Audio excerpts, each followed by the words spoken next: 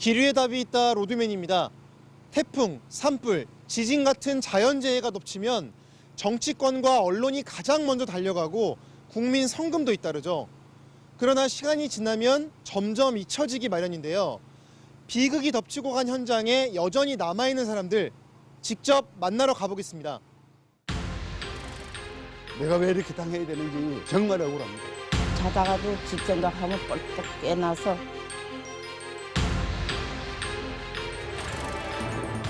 먼저 태풍 미탁이 휩쓸고 간 삼척 신남 마을에 와봤습니다.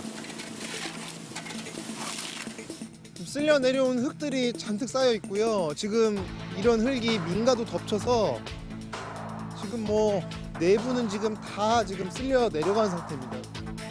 교회에서 10일 있다가 또 교회에 또 너무 오래 있으면 안 돼가지고 일로 여기 와서 어제부터 자고 있는데 스물에 와가 65년 살았는데 아무것도 이제 집도 없고 저 아무것도 없고 희망이 없어요. 어떻게 살아요? 이래가지고.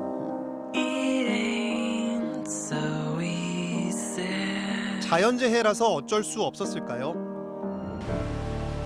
무리한 개발로 피해가 커졌다고 호소하는 다른 마을로 와봤습니다.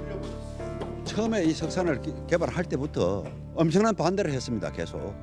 그때 당시에 자기들이 그림을 갖다가 제시를 하고 이런 식으로 우리는 토사 유출 방지 지책을 가지고 있다. 근데 안전 대책이 있다? 예, 그 시설을 뭘 하긴 했어요, 그러면? 없답니다. 지금 현재. 주민이 말하는 공사 현장에 직접 올라가 봤습니다.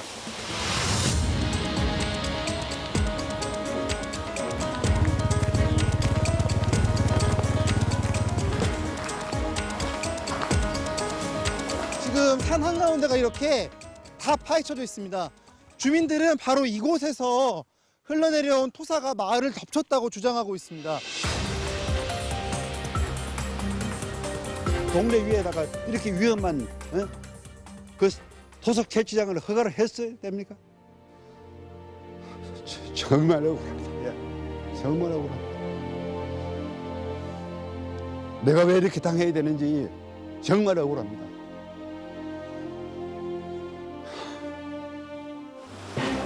방지 시설을 하는 중에 이번에 위탁피로 인해서 사업장이 유실된 걸로 그렇게 조사가 되었습니다. 부실한 사업장 관리를 하면 그에 따라서 보상도 이루어질 수 있도록. 인근 울진도 사정은 비슷합니다.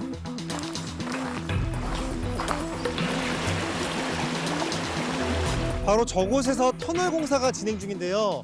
주민들은 공사 과정에서 나온 흙을 이곳 골짜기에 쌓아두는 바람에 피해가 더 커졌다고 주장하고 있습니다. 우리 마을 생기거나 아직 이런 적이 없었는데 이 철도 공사를 한 다음부터 이제 요래되었거든요. 이에 대해 철도시설공단은 이미 올해 초에 골짜기에 쌓아둔 토사를 모두 치웠다고 밝혔습니다. 태풍 피해, 자연재해보다 인재라는 반발이 잇따르고 있습니다. 로드맨이 다녀온 곳뿐만이 아닌데요. 해안선을 따라 길게 연결되는 동해 중부선 철로 공사가 한 원인으로 지목받고 있습니다.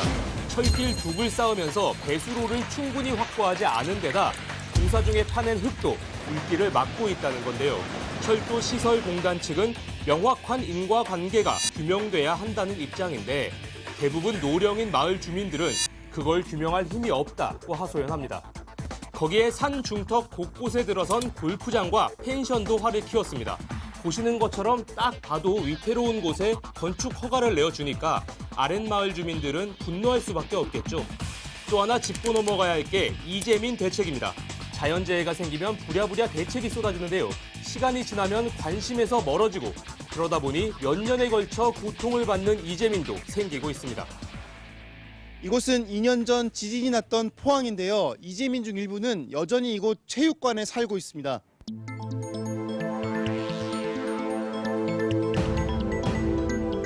어떤 대책이 있어야 되는데 대책도 없고 답답할 따름이죠. 우리는. 제일 불편하신 점이 할까요? 일단 잠자리가 많이 불편하죠. 밤에는 탁하고 목도 아프고. 피해 구제 대책에 관한 합의가 지지부진한 사이 또 태풍이 덮치면서 집으로 돌아갔던 일부 주민들마저도 다시 이곳으로 돌아왔습니다. 주거는 다 책임져 주시겠다고 그러고 가셨는데 지금까지 결과로 봐서는 말뿐이었잖아요. 무조건 괜찮다고 집에 들어가라고. 집 그렇게 빨리 안 무너진다고. 말은 쉬운데. 예. 근데 제가 느끼는 건 너무 힘들거든요. 정말 힘들어요. 지난 봄 산불이 났던 강원도에도 다시 찾아가 봤습니다. 피해민들의 뭐 100%를 만족하지는 못하더라도 7, 80%까지는 좀 해줬으면 하는. 사장님은 뭐가 제일 억울하세요? 20여 년간 구축했던 단골들이 하나둘 떠난다는 게 제일 안타깝죠.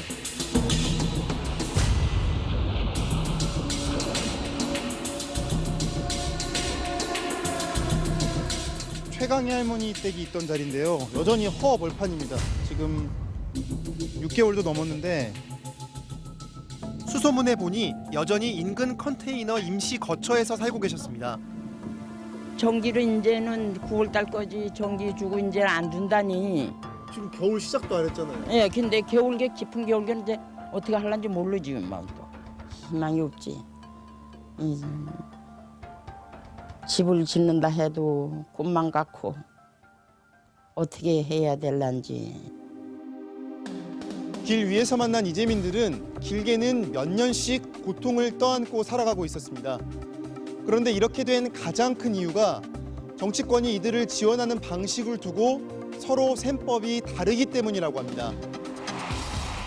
대체 뭐가 다르길래 피해 주민을 지원하는 법조차 이곳 국회에서 통과되지 않는 걸까요? 내일 법이 없다에서 이 문제를 따져보겠습니다. 네, 다 타버린 집 앞에 앉아 계신 할머니 모습이 참 마음이 아픈데요. 할머니가 왜 지금도 집 밖에서 살 수밖에 없는 건지 내일 법이 없다를 기대하겠습니다.